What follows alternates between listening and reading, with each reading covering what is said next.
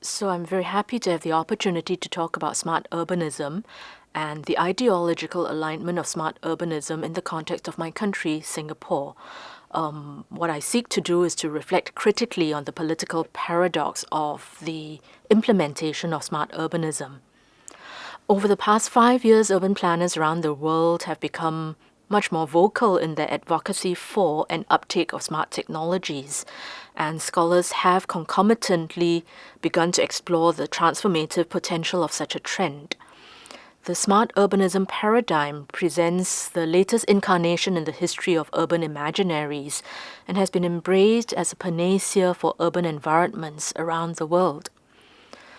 Smart urbanism is replete with promises, but its success is premised on certain conditions and factors, and its praxis is characterized by numerous paradoxes. To navigate these paradoxes and to derive benefit from smart urbanism, we propose the concept of fourth space as a means by which smart technologies can be harnessed to decolonize the city and determine urban futures. The promises of smart urbanism are multiple. Amongst them, the amelioration of the gamut of urban maladies, the greater ease and efficiency and value across all walks of life that will be enabled by digital technologies, the more collaborative and equitable forms of governance that are promised through smart urbanism.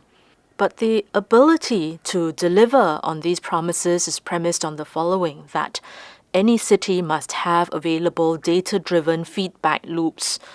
They must be able to harness effectively public-private partnerships, but also public-public partnerships. And very critically, the ability to integrate urbanisms of the past, present, and future.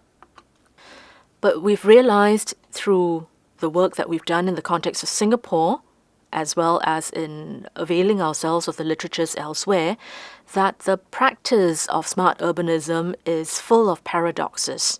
The paradoxes between ideology and praxis, efficiency and control, access and choice, smart governance and smart citizenship. What do we mean by these various paradoxes? In terms of ideology and practice, the practice of smart urbanism is so often uneven that the ideologies and the promises of smart technologies have not been able to achieve in practice the benefits that are heralded. The unevenness is across population segments, across digital divide that exists in many societies. And so the paradox of ideology and praxis is an impediment to the successful implementation of smart urbanism. There is also the paradox between efficiency and control, because smart cities require that they are disciplined cities to deliver the efficiency that is envisaged of smart cities. But often such efficiencies also lead to control of the populace, not just the control of the provision of services. So issues to do with surveillance and data surveillance emerge. The paradox, thirdly, between access and choice is also a paradox to be worked through, that access to the empowering potential of technology is predicated on ownership, on choice, on literacy of the people who are to use that technology. So enabling access is one thing, but choice in using that technology is another. And finally, the paradox between smart governance and smart citizenship. The efficacy of smart cities is predicated on the ideological and technological alignment of smart governments with smart citizens.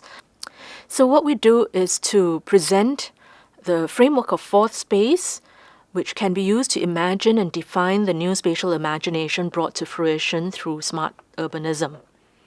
Fourth space for us is about decolonizing the city and helping, therefore, to determine urban futures.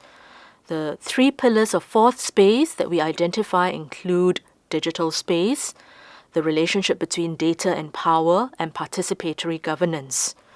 In digital space, fourth space is enabled through digital technologies playing a prominent role in shaping and mediating the experience of space and spatiality. Fourth space merges the digital with the analog, the online with the offline, the public with the private. A second pillar of fourth space is the relationship between data and power. Data is a new form of agency, meaning power and the right to the city rests with those who are able to interpret data in ways that can evoke change. So fourth space is characterized by data that is owned and usable by a group of people who possess the power. And finally, participatory governance is a key pillar of fourth space as we see it.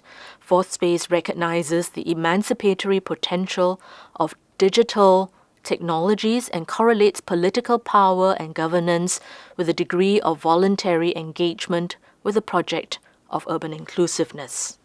We think that smart urbanism is, of course, a discursive construct, but it is a discursive construct that will morph over time and space, and it is more than just a discursive construct at the same time. It is an urban response to the digital era.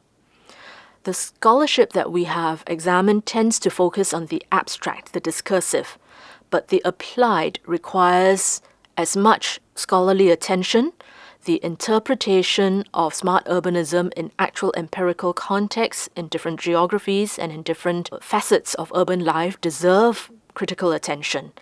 And in all of this, the Academy has an important role to play in managing the translation of the ideology of smart urbanism into tangible intervention.